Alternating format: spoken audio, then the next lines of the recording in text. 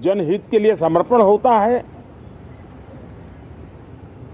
तो anti incumbency ये शब्द इरेलेवेंट हो जाता है। और हम लगातार ये देख रहे हैं, कोई इसको प्रो इनकम्बेंसी कहे, कोई इसे गुड गवर्नेंस कहे, कोई इसे ट्रांसपेरेंसी कहे, कोई उसे राष्ट्रहित की, जनहित की ठोस योजनाएं कहें, लेकिन ये लगातार अनुभव आ रहा है। और इतने उत्तम जनादेश के बाद आज हम संसद के इस नए मंदिर में मिल रहे हैं। इस संसद भवन के नए परिसर का उद्घाटन हुआ, तब तो एक छोटा सा सत्र था, ऐतिहासिक निर्णय हुआ था, लेकिन इस बार लंबे समय तक इस सदन में कार्य करने का अवसर मिलेगा। नया सदन है, छोटी मोटी अभी भी शायद व्यवस्थाओं में कुछ कमियां महसूस हो सकती हैं।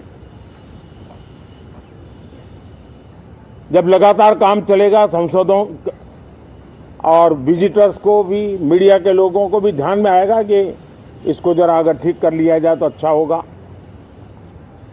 और मुझे विश्वास है कि आदरणीय उपराष्ट्रपति जी और आदरणीय स्पीकर महोदय के नेतृत्व में उन चीज़ों की तरफ पूरी तरह निगरानी है। और आपसे भी मैं कहूँगा, कोई चीज़ ऐसी छोटी मोटी आपके ध्यान में आए तो ज़रूर आप ध्यान आकर्षित करना, क्योंकि ये चीज़ें जब बनती हैं तो आवश्यकता के अनुसार बदलाव की भी ज़रूरत होती है। देश ने नकारात्मकता को नकारा है। मैं लगातार सत्र के प्रारंभ में विपक्ष के साथियों के साथ हमारा विचार विमर्श होता है, हमारी मेन टीम उनसे चर्चा करती है। मिलकर के भी सबके सहयोग के लिए हम हमेशा प्रार्थना करते हैं, आग्रह करते हैं। इस बार भी इस प्रकार की सारी प्रक्रियाएं कर ली गई हैं और आपके माध्यम से भी मैं सार्वजनिक रूप से हमेशा हमारे सभी सांसदों से आग्रह करता हूं,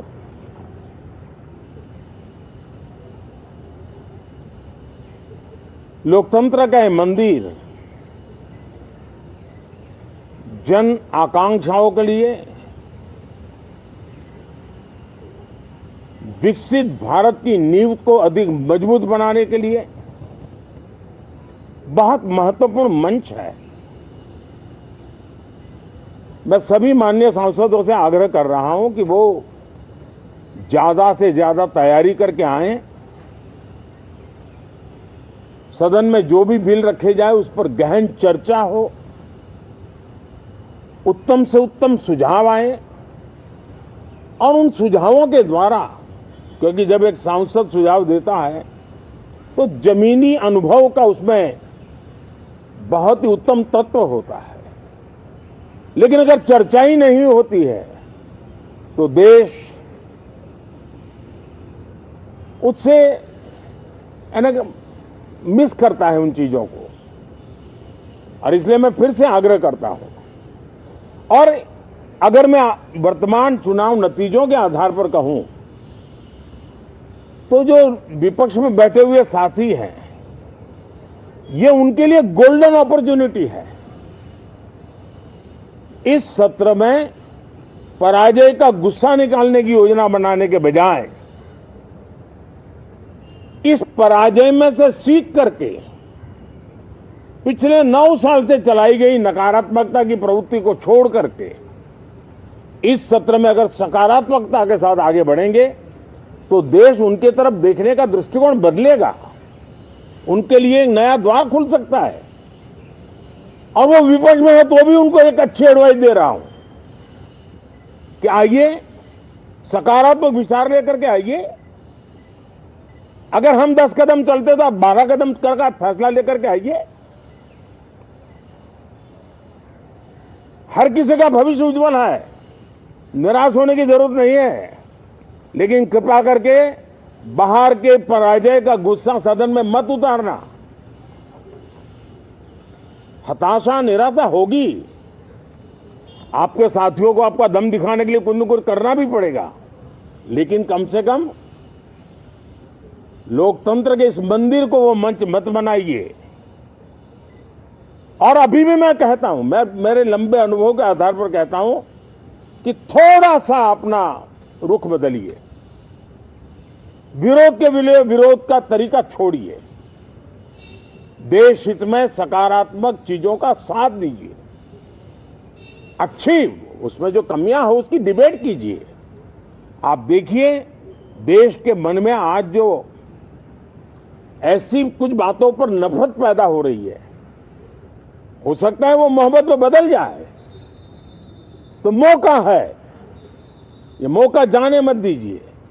और इसलिए हर बार मैं करबद्ध प्रार्थना करता रहा हूं कि सदन में सहयोग दीजिए। आज मैं राजनीतिक दृष्टिकोण से भी कहना चाहता हूं कि आपका भी भला इसमें है कि आप देश को सकारात्मकता का संदेश दें, आपकी छवि नफरत की और नकारात्मकता की बने, वो लोकतंत्र के लिए अच्छा नहीं है। लोकतंत्र में विपक्ष भी इतना ही महत्वपूर्ण है, उतना ही मूल्यवान है और उतना ही सामर्थ्यवान भी होना चाहिए। और लोकतंत्र की भलाई के लिए मैं फिर से एक बार अपनी ये भावना को प्रकट करता हूं। 2047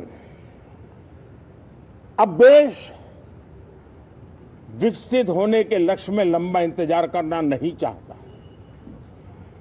समाज के हर वर्ग में यह भाव पैदा हुआ है कि बस आगे बढ़ना है। इस भावना को हमारे सभी माननीय सांसद आदर करते हुए सदन को उस मजबूती से आगे बढ़ाएं, यही मेरी उनसे प्रार्थना है। आप सबको भी साथियों मेरी बहुत बहुत शुभकामनाएं हैं। बहुत बहुत धन्यवाद।